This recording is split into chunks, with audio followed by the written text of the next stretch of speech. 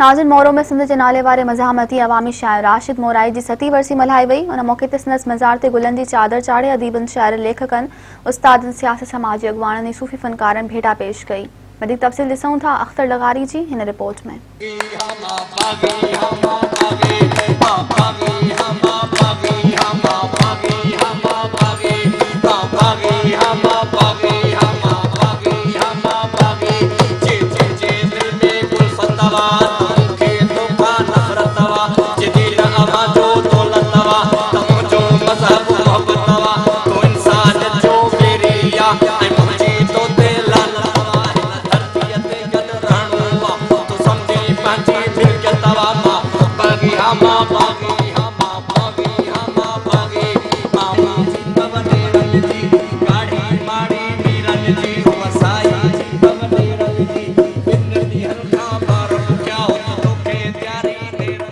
शहर सजे जा अंधा गॾिजी सजन खे सम्झाइण आया, मानीअ हक़ मल्हाइण आया।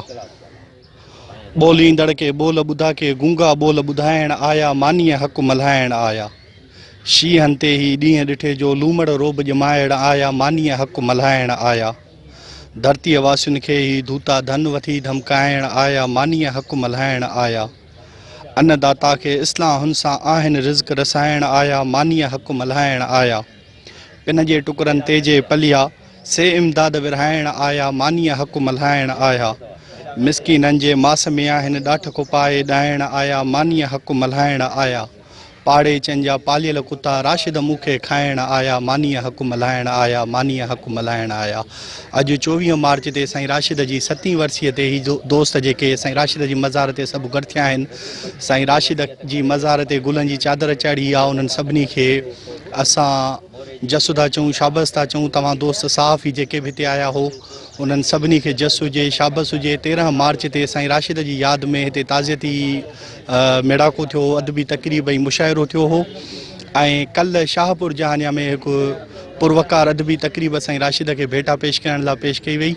ऐं 5 मार्च ते हिते साईं राशिद जे मज़ार ते दोस्तनि गुलनि जी चादर चाढ़ी ऐं मौसीक़ीअ जो प्रोग्राम थियो। ईअं ई साॻिए नमूने अॼु बि साईं राशिद खे भेटा ॾियण लाइ ही दोस्त हिते गॾु थिया आहिनि। असां साईं राशिद जे आख़िरी आराम गाह वटि अची सभु गॾु थिया आहियूं, साईं राशिद जा दोस्त, उन जे ख़ानदान जा मेंबर।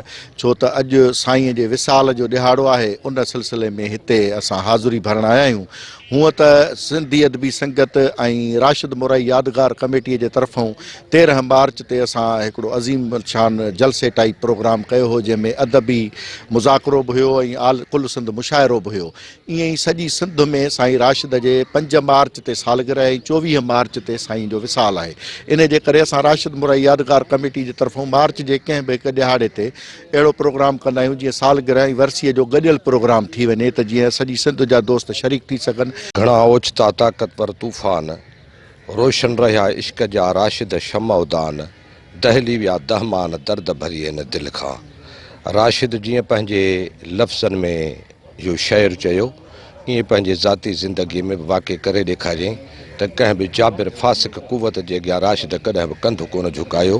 मूंखे हिकिड़ो वाक़ियो यादि थो अचे त मेन स्कूल में वॾी कंहिं ताक़तवर शख़्सियत मेन स्कूल जे कंहिं प्लाट ते कब्ज़ो करणु थे चाहियो ऐं उनखे मुखातिब थी, मां साणुसि गॾु हुउसि, त मुखातिब थी उनखे चयईं त तव्हां हिते छो था ठाहियो। उन चयोसि त केरु थींदो आहे जेको असांखे रोके थो सघे।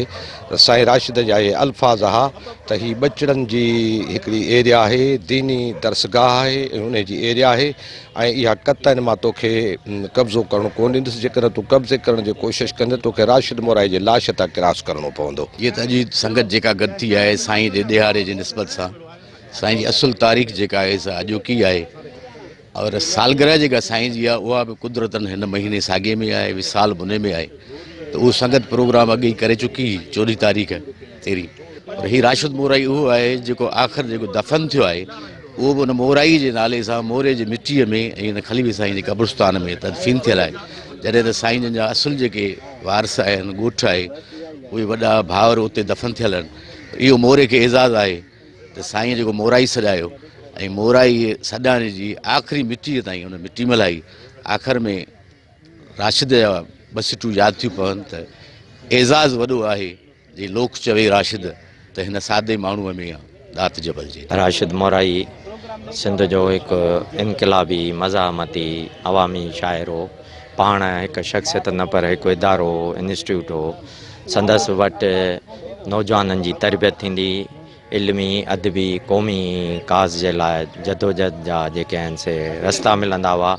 पाण बहितरीन इंसान हुआ, उन सां गॾोगॾु बहितरीन महिमान नवाज़, बहितरीन अदीब शाइर ऐं बहितरीन इंसान हुआ। साईं घणप असांजी शख़्सियत हो। साईं जो जेकॾहिं हालांकि क़ौमी कारकुन बि हुयो त मिसाली कारकुन हुयो, जे उस्ताद हुयो त बि मिसाली उस्ताद हुयो, ऐं शाइर बि हुयो त छा त कमाल जो शाइर हुयो। ऐं शाइर क़ौमुनि जा सफ़ीर हूंदा आहिनि। साईं जी शाइरी में सिंध जे जेके पीड़ाऊं आहिनि, मसाला, दर्द, तकलीफ़ूं ऐं उन्हनि जो हल बि हुयो। ऐं अॼु बि ज़रूरत आहे जेकॾहिं असांजे राशिद मोराई जी शाइरी खे सम्झिजे ऐं उनजे नक्शे क़दम ते हलिजे त अॼु सिंध में जेके अज़ाब नाज़ुल कयल आहिनि हिननि नाअल हुक्मराननि जा, उन्हनि मां छुटकारो मिली सघे थो। साईं राशिद मोराईअ जी अॼु 7वीं वरसी आहे ऐं साईं राशिद मोराईअ जी जेका शख़्सियत आहे उहा घणतरफ़ी शख़्सियत आहे।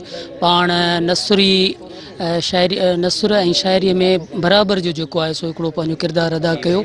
शाइरीअ जे हवाले सां न सिर्फ़ु बल्कि साईं जेको क़ौमी हवाले सां साईं जो पासो आहे, ख़ासि तौर ते वन यूनिट रोड तहरीक में, MRD तहरीक में साईं जो हिकिड़ो जेको किरदारु आहे उहो इंतिहाई तारीफ़ जोॻो आहे। पाण अमली कम जो मतलाशी हूंदो हो ऐं करे ॾेखारणु ईंदो हुयो। मोराई सिंध जो भलोड़ शाइर हुयो, जेको मज़ामती इनकलाबी शाइर हो। हुनजे कोलो फुल में को बि फ़र्क़ु कोन, हुन जेको लिखियो हुन ते अमल कयो। क़ौमी हवाले सां जेका शाइरी कई उन क़ौम परस्तीअ जे हलचल खे अॻिते वधायो ऐं पाण आख़िरी मंज़िल ताईं पंहिंजे नज़रिए सां, पंहिंजी शाइरीअ सां, पंहिंजी धरती ऐं क़ौम सां कमिटेड रहियो। साईं राशिद मोराई सिंध जो वॾो नाव हो। हू शाइरी में त तमामु वॾी शख़्सियत हो, पर हू साफ़ सुथरो अछो हुजरो, हुनजो जेको बीहक हुई शाइरी में वॾो नाव। पर हू साईं GM साहिब जो पैरोकार हो।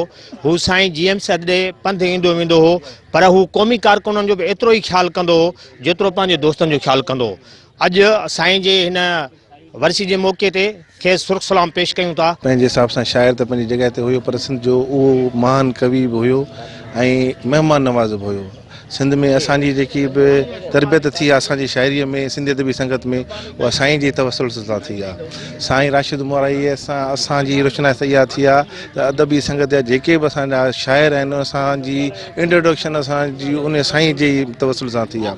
साईं राशिद मोराई असांखे हिन सिंधपुरीअ में ईअं सुञातो वञे थो जेको मज़ामती शाइर हूंदो आहे। असां बि उन्हनि सां जेकी जेकी कचहरियूं थींदियूं, हमेशह असांखे धरतीअ सां मोहबत, इंसान ज़ात सां मोहबत, महिमान नवाज़ी जो दर्स हमेशह असांखे मिलियो आहे। जो अखियूं उकाब वांगे परे परे जो शिकार कनि थियूं, मगर पोइ बंची पवन कबूतर जॾहिं बि कंहिंसां प्यार कनि थियूं। साईं राशिद जो शेर आहे। साईं राशिद जेॾो उसूल परस्त हो, वरी जे नरम दिलि हो त एतिरो नरम दिलि हो जो साईं राशिद मूंसां इंतिहाई कावड़ियल हूंदो।